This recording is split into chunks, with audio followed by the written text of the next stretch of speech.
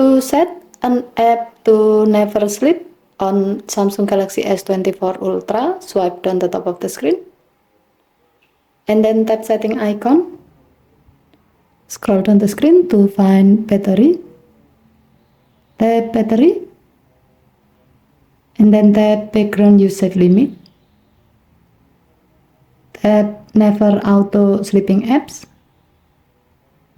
Next, tap plus icon at the top right and then select the desired app. As the example, we will select WhatsApp.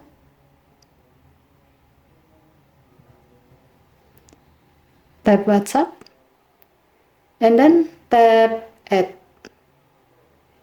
The selected app, in this case WhatsApp, has been added to never auto sleeping app list so that your phone will never automatically set WhatsApp to sleep even when you don't use this app often. By setting an app to never sleep, you can avoid delayed updates and notifications from that app. Okay, thank you for watching. Have a nice day.